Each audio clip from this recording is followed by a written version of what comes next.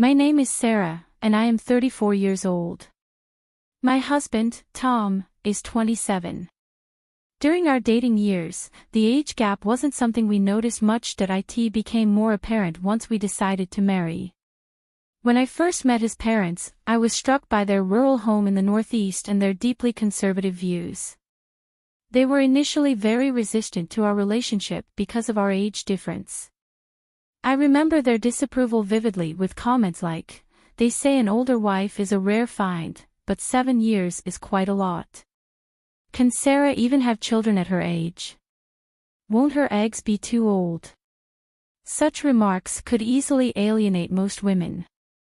While the father-in-law was merely rude, the mother-in-law was outright hostile. She declared, "I refuse to accept this. Why does Tom need to marry someone 7 years older? It's too embarrassing to even discuss with the neighbors. He'll soon be back here to take over the family business, and with your city background, you're simply not suited to be our daughter-in-law." Tom and I had been together for 6 years, and I had devoted nearly all my late 20s to him. I was committed to marrying him, and after living together for a few years, I didn't have the energy to search for someone else. In my frustration, I pushed Tom into proposing, and he reluctantly agreed. Perhaps due to his youth or just his nature, he seemed to prefer keeping things as they were. When his parents opposed our engagement, he quickly shifted his stance, saying, "See, I told you it was too soon to get married. We can just register our marriage later." I responded firmly, "It's not too soon. The age difference will not change no matter how much time passes." Turning back to his parents with a polite smile, I said, "Yes, I am older than Tom, but that's something beyond our control.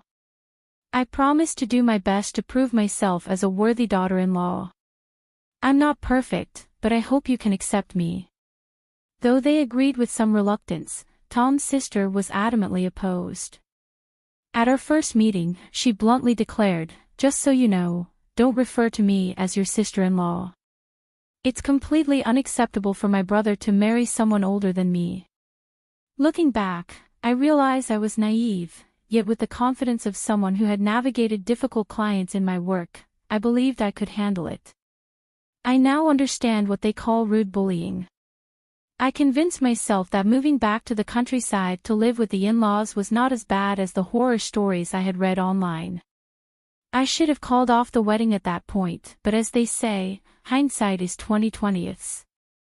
Now, a year later, I deeply regret getting married. Although our daily life and work routines didn't change much after we registered our marriage, one major shift was the frequent phone calls Tom started receiving from his mother.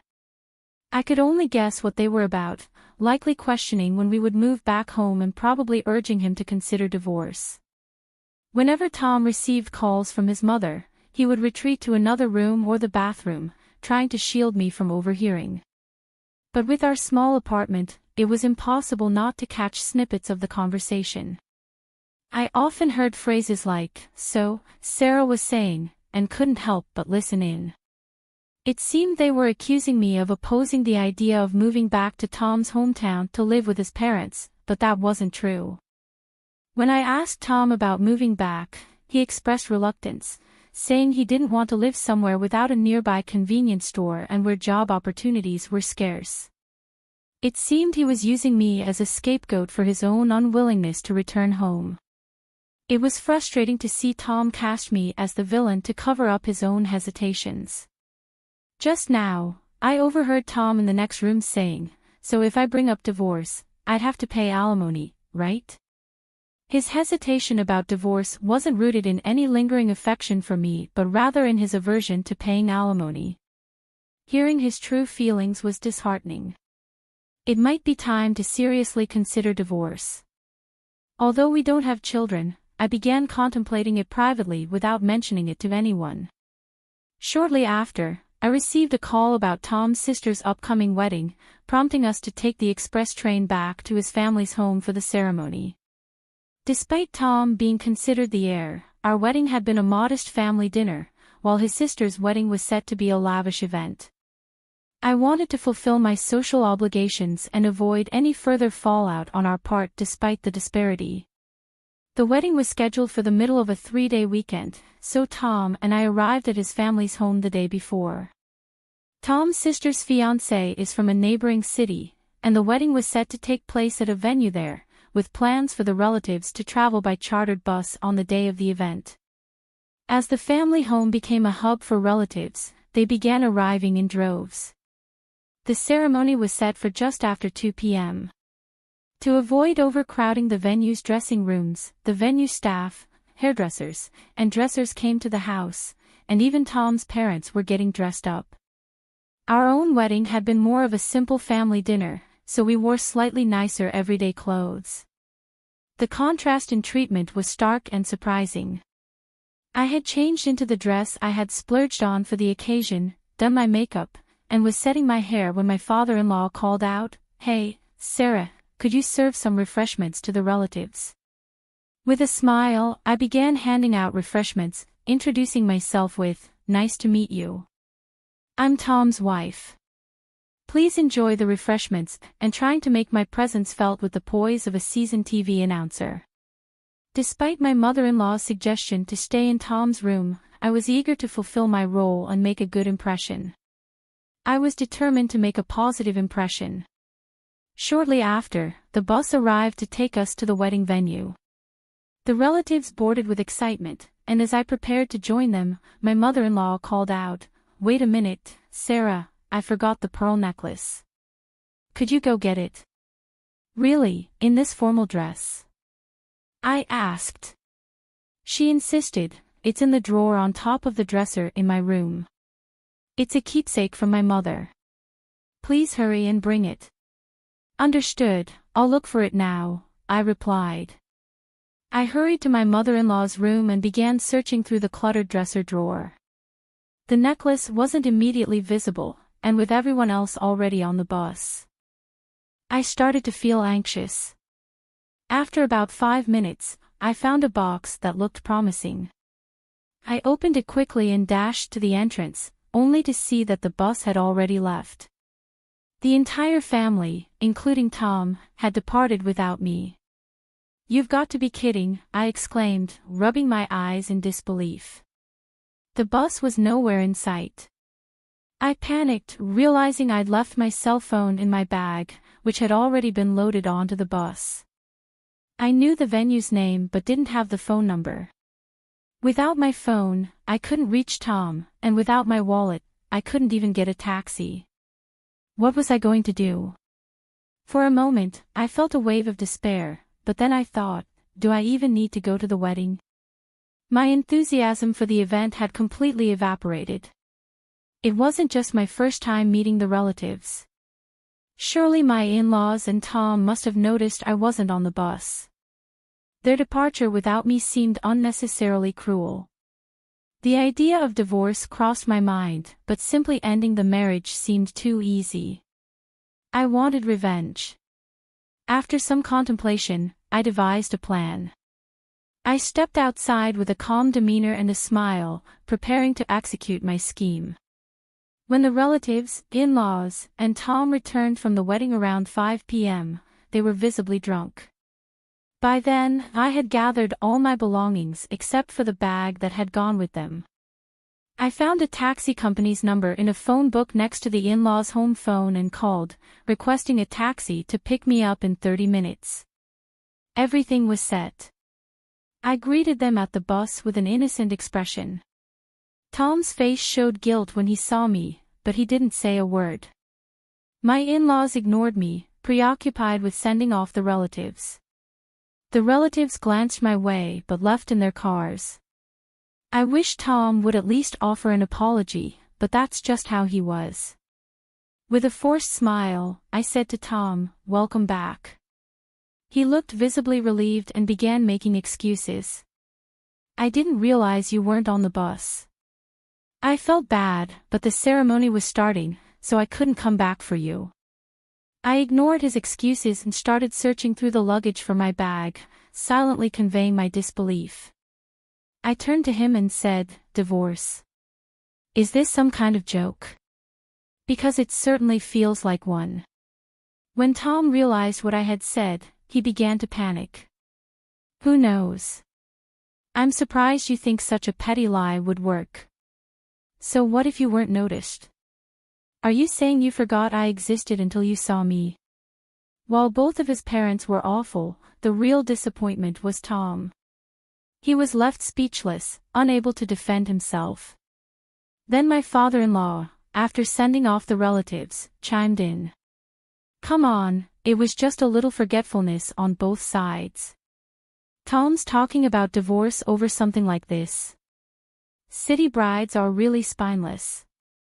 It seemed he was actually in favor of the divorce. My mother-in-law, upon hearing about it, smirked and said, I knew it. A city bride just doesn't fit in. She was never right for our family. Her hypocrisy infuriated me. If that was how they felt, they should have just invited Tom to the wedding alone. Why make me travel all this way only to leave me behind? Anyone would be outraged by such treatment, whether they're a city bride or a country bride.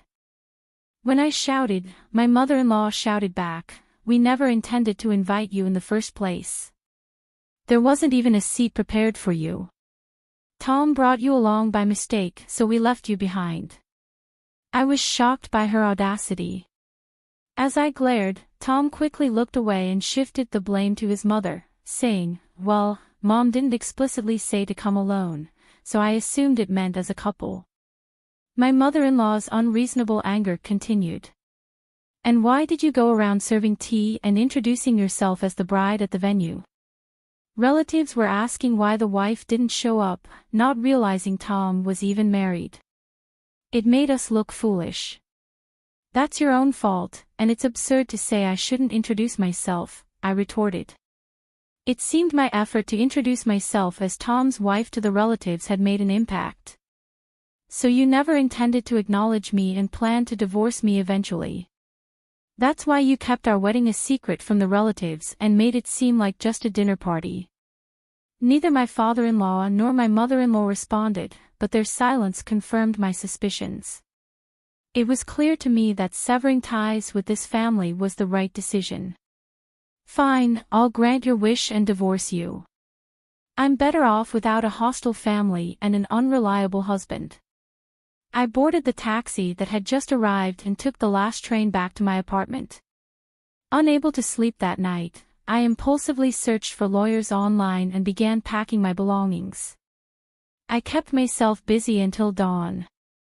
When I finally woke up late the next day, I found several missed calls from Tom and my in-laws. It seemed my revenge had made its mark. After being left behind, I came up with a plan for revenge, but I wanted to keep it within the bounds of safety and legality. I didn't want to just divorce and suffer in silence without making a statement. I recalled how concerned my mother-in-law was about the neighbors' opinions. There was a surplus of refreshments and snacks she had bought for the relatives, so I decided to use them. I bagged up the leftover treats and set out around the neighborhood, greeting everyone with a smile. Hello, I'm Tom's wife, I announced and proceeded to share everything about how I had been treated and left behind on the wedding day. That evening, my mother-in-law and I had a loud argument outside. Naturally, the entire neighborhood heard, a perfect form of revenge for a family so worried about their public image. Afterward, Tom and I divorced without any major complications. The stories I shared were framed as casual conversations, so I wasn't sued for defamation. With the help of a lawyer, I was able to claim compensation for the abandonment and secure a satisfactory settlement. As for my sister-in-law, her marriage quickly unraveled. She had concealed her difficult personality to get married, but people rarely change. Her true nature emerged, and the marriage soured rapidly. Within 6 months, she had divorced and moved back to her parents' home. By then, the incident of my abandonment had become a notorious rumor. Eventually, the in-laws gained a reputation as a vile family that mistreated their daughter-in-law, leading to a much more subdued existence. Tom's prospects of finding a new bride in his hometown seemed bleak. I learned all this from a neighbor I had befriended and exchanged phone numbers with. It felt like perfect justice for me. The divorce felt like a new beginning. I regretted not recognizing the true nature of Tom and his family sooner, but now I had a clear perspective. Perhaps I should have withdrawn immediately when faced with their initial opposition, but I was young and naive. I don't want to disregard the happy moments we shared, so I see the past year as a valuable lesson for my future. I'm relieved to have resolved the situation and moved on.